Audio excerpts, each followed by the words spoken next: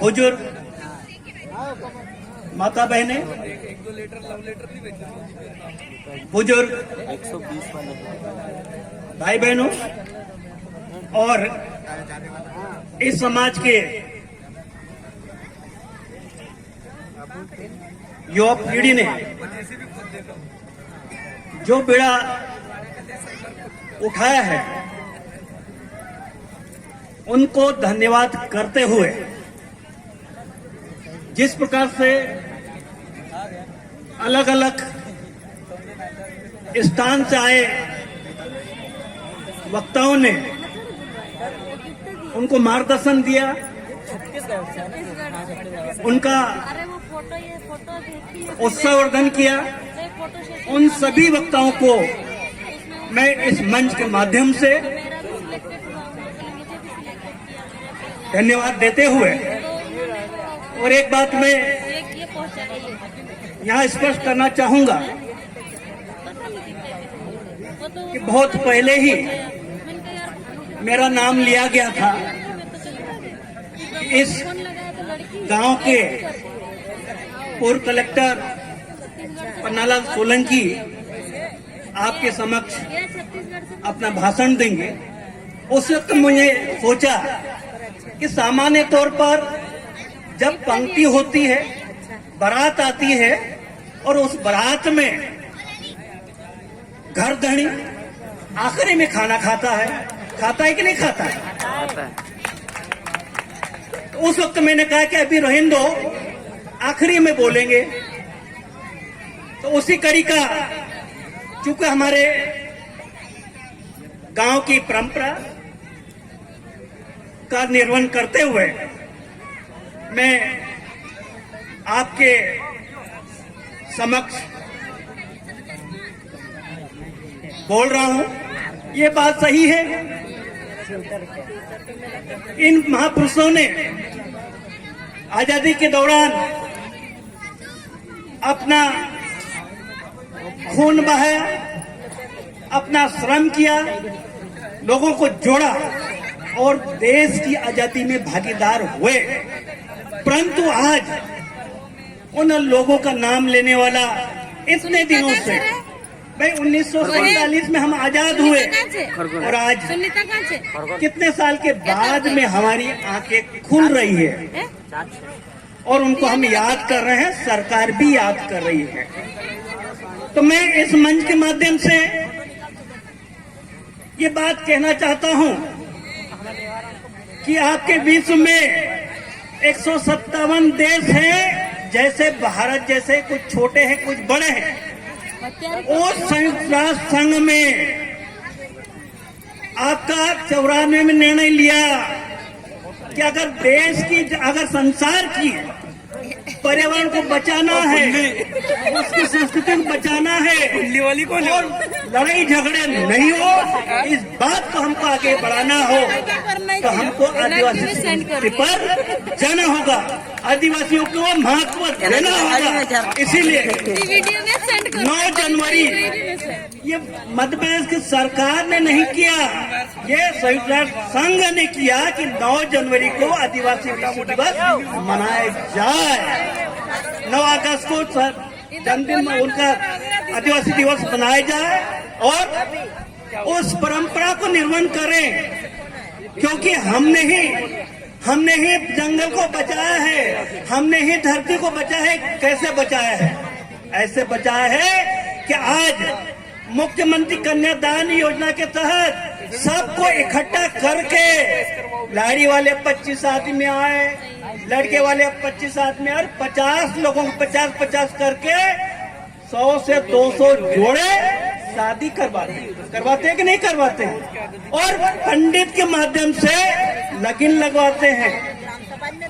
परंतु आप इसमें सोचिए हमारी संस्कृति के कितना नुकसान हुआ। अगर हम अपनी रीति नीति से अगर शादी करते तो घर में करते, जमीन पे रुकड़ी खोदते, जमीन को महत्व देते कि ये भी हमारी धरती माता है। रुकड़ी को खोदेंगे, उसके महत्व को समझेंगे, फिर पानी डालेंगे ताकि जल को हम पूजा करते हैं। उस पूजा करते हैं, उसके बाद हम आते हैं और घर में पाना बिठाते हैं। बिठाते कि नहीं बिठाते? तो ये संस्कृति हमारी है, ये संस्कृति हमारी है। और इस संस्कृति को धूमिल करने का काम इस मुख्यमंत्री कन्यादान योजना में किया है। हमारी संस्कृति नष्ट हो रही है, सुन लो, हमारी संस्कृति नष्ट हो रही है, हमारे हाथ प्रयास खत्म हो रहे हैं। हमारे पास पड़ोस के जो लोग हैं, हमारे रिश्तेदार है, वो शादी में है तो वो मन मुटाव हो रहा कि नहीं हो रहा? तो हमारी तो ये मांग होना चाहिए कि हमको ऐसे समूह में शादी नहीं करना है। तेरों को अगर 25,000 देना है तो हम इंडिविजुअल शादी करते, अलग अलग शादी को उसमें दो, ताकि हर परिवार को, हर रिश्तेदार को हम हमारे घर में बुलाएं और धरती को पूजे, धरती का महत्व बताए। और मर्दली में जाके झाड़ को काट लाए तो उसको पहले पूजा करे, कंकुचाल से पूजे और फिर हम मंडप बनाए। फोटो भी निकाल के आ गए। तो ये सभी बातें खत्म हो रही है और ये सोची समझी राजनीति है। क्योंकि देश में अगर हमको आरक्षण मिला है तो संविधान में लिखा गया है कि आदिवासी संस्कृति तक तक बची रहेगी, तब तक ये आदिवासी रहेंगे। जब तक इनकी वेशभूषा रहेगी तब तक इनको आरक्षण मिलेगा। जब तक इनके रीति रिवाज आदिवासियों जैसे रहेंगे तब तक आरक्षण रहेगा। अगर ये संस्कृति खत्म होती है तो तुम हिंदू हिंदू कहलाने लायक होंगे और हिंदू हिंदू की तरफ भागते रहोगे तो आरक्षण खत्म हो जाएगा। इस पर आरक्षण खत्म हो जाएगा, क्योंकि उस वक्त न तो तुम्हारी संस्कृति रहेगी, न वेशभूषा रहेगी, न बोल रहेगा, न चाल रहेगी और न ही परंपराएं तुम्हारी रहेगी। आदिवासियों को परंपरा से अलग जोड़ते हैं, परंपरा से हमको मानते हैं, शादी ब्याह से हमको मानते हैं कि हम आदिवासी हैं। उसी परंपरा के अनुसार एकजुट होते हैं, उसी परंपरा के माध्यम से हमें समरसता आती है, उसी परंपरा के माध्यम से हम भाई को भाई और बहन को बहन कहते हैं। एक बात मैं इस पर करना चाहूंगा कि आज के समय में उनके पास में आपका वीर सावरकर खत्म हो गया है, दूसरे नेता खत्म हो गए हैं, केवल वोट के लिए बचे हैं। तो ये हमारे नेता बचे हैं, इसलिए दर दर की ठोकरें खा के इनका जन्मदिन मना रहे हैं, इनकी जयंती मना रहे हैं। ये सोच है, ये सोच है। और ये सोच का अगर आप नहीं बदलोगे तो एकदम तुम बदल जाओगे, तुम्हारे बच्चे अनपढ़ रह जाएंगे।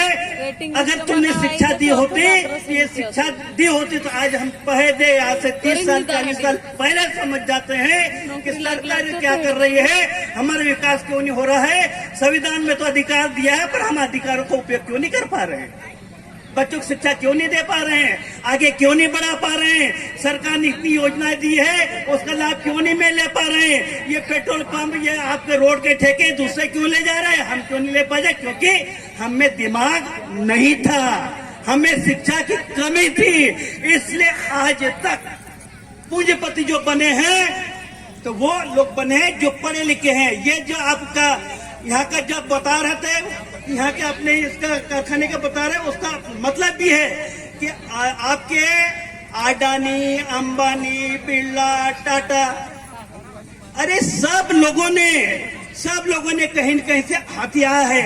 और आज का समय चक्र देख लो, आज का समय चक्र देख लो। हम हमारे बाप दादाओं की जमीन है उसको नहीं बेचते हैं, जब तक हम रहेंगे तब तक बाप दादाओं की जमीन नहीं बेचते हैं, चाहे कहीं भी रहे। पर आज जिन लोगों ने रेल बनाई, जिन लोगों ने आपका एरोप्लेन बनाए, जिन लोगों ने आपके बड़ी बड़ी फैक्ट्रियां लगाई, उनको रेलवे को बेचते जा रहे हैं। अरे क्या तुमको पसंद है कि हमारे बाप दादाओं की धरोहर को हम बेच दे और फिर बैठे बैठे खा ले और बैठे बैठे वोट मांग ले? ऐसी सरकारों को पसंद करोगे क्या? कि हमारे जो आपके जितने भी प्रतिनिधि कहे हैं वो चुल्लू भर पानी लायक हैं, जो आवाज नहीं उठाते। मध्य प्रदेश में जितने भी हमारे नेता हैं उनको माइंड करना चाहिए कि हमारे पैसे के बल पे भोपाल में कैसे कार्यक्रम होगा। ये विकास की बात है, ये विकास नहीं होगा, वहां पे विनाश होगा।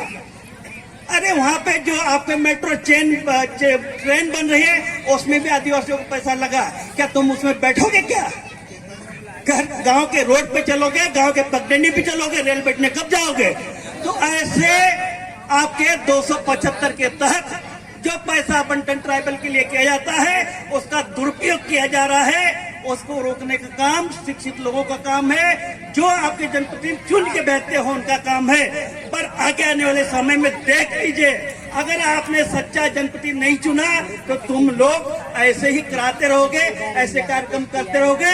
उसका नतीजा हम कल चिल्ला कर निकाल सकते हैं, उसका अंजाम तक हम नहीं पहुंच पाते, क्योंकि जनप्रतिनिधि ही विधानसभा में बैठता है, जनप्रतिनिधि ही लोकसभा में बैठता है, वहाँ विधायक बनता है, वहाँ सबको विधायक बन के उसका केवल हम तो पालन करने वाले होते हैं। तो बनाने वाला महत्वपूर्ण कि पालन करने वाला महत्वपूर्ण, बनाने वाला महत्वपूर्ण। तो हमको ऐसे सोच को अंजाम देना है कि वहाँ ऐसे लोग जाए जो अपनी बात को रख सके, अपनी बात को कह सकते, विरोध कर सके, और जो आज हो रहा है उसको विरोध कर सके। मध्य प्रदेश में आपके जितने भी विधायक हैं वो सब आपकी निगरानी समिति के सदस्य हैं। आपके जो मंत्री मुख्यमंत्री है उसका अध्यक्ष, क्यों भाई? आदिवासियों का जो समिति है उसका मुख्यमंत्री क्यों अध्यक्ष होगा? वो तो ट्राइबल होना चाहिए। पर इसलिए है कि जिन लोगों को टिकट दिया जाता है उन लोग कहा जाता है कि तुमने आवाज उठाई तो अगला टिकट तुम्हारा खत्म, अगला टिकट नहीं मिले तो तुम विधायक नहीं ले सकते हो। तो ऐसी निगरानी समिति को हमको क्या फायदा? ऐसी निगरानी समिति को समाप्त करके जितने भी हमारे छोटे छोटे ग्रुप में विकास के लिए बने हैं उनके प्रतिनिधियों को इकट्ठा करके ऐसी समिति के सदस्य बनाया जाए और उससे मॉनिटरिंग की जाए।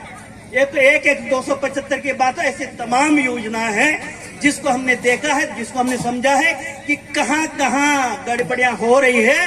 पर अकेला आदमी एक चना भाड़ नहीं जोत सकता, वो वाली कहावत है। इसलिए ये जितने चने हैं जब तक ये नहीं हिलेंगे, ये नहीं बजेंगे, तब तक कुछ नहीं हो सकता। इसलिए आपको देखने की जरूरत है। अब किसी ने बोला था पंचायती राज का, बोला था पंचायती राज को अभी समझ लो, पेशा एक्ट को समझ लो कि पंचायती एक्ट क्या है। पंचायत राज में अब आपके 2 महीने के बाद में चुनाव होना है। जैसे कहा गया है कि ये तो उस पार्टी से लड़ रहा है, ये तो उस पार्टी लड़ रहा है, और पार्टी वाले उनको पैसा देके आपने सरपंच बना देंगे, आपके जनपद सदस्य बना देंगे और जिले के सदस्य बना देंगे। फिर उनके गुट का रहेगा तो उनके गुट का अध्यक्ष बनेगा। इसलिए हमको देखने की जरूरत है भैया। अरे देखा कूटी तो तुम अभी ऐसे लोग मिलेंगे जो कूटी देते रहे पहले। अब हमको देखना है कूटी किसको मिला के बेचते थे। अभी बात करते हैं, अभी बेटा अब सुबह एक दिन बात करते हैं।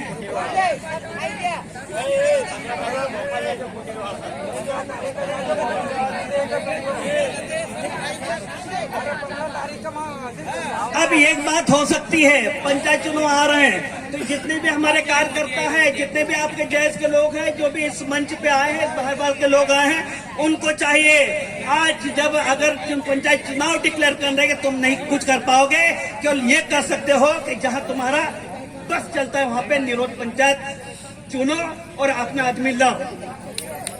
ये हो सकता है, उसके लिए आगे से प्रयास करने की आवश्यकता है कि आप अपने अपने क्षेत्र में कम से कम जितने पंचायतों में अपने लोग हैं वहां पे ये समन्वय बनाओ कि कैसे सरपंच निरोध आए, कौन अच्छा व्यक्ति होगा, कौन सही होगा, कौन काम का। ऐसे अगर होता है तो फिर मन मुटाव नहीं होगा और फिर आपका पंचायत का काम भी अच्छा चलेगा। ऐसे ही दूसरी जगह जाके ऐसे चुनाव होंगे तब आपके आपस में बैर नहीं होगा, आपस में मन मुटाव नहीं होगा, में बेचैता में मतभेद नहीं होगा, तब जाके हमारे समाज में समरसता आ पाएगी। नहीं तो हमें अंग्रेज जिस प्रकार से करते आए कि घर घर में लड़ाओ, वोट डालो और राज करो, तुम्हारे बीच में भी वही, हमारे बीच में भी, तुम्हारे क्या हमारे बीच में वही है कि घर में वोट डालो और राज करो। ये आज भी चल रहा, देख लिया आपने, पहले के सरकार में देख लिया, 25 विधायक खरीदे और फिर 200 करोड़ का दोबारा उपचुनाव हुआ। क्या किया? वो भार तो हम पे आया कि नहीं आया, टैक्स में आएगा कि नहीं आएगा। ऐसी आवाज उठना चाहिए कि दोबारा चुनाव नहीं होगा। अगर किसी ने विधानसभा से त्याग पत्र दिया तो 5 साल तक कोई चुनाव नहीं, तो कोई नहीं त्याग पत्र देगा। ऐसे होना चाहिए और समझ के होना चाहिए। और ऐसी नीति बनने से पहले हमारे समाज के लिए, हमारे आदिवासियों के लिए नीति बनती है तो उसका पहले एक बार परीक्षण होना चाहिए।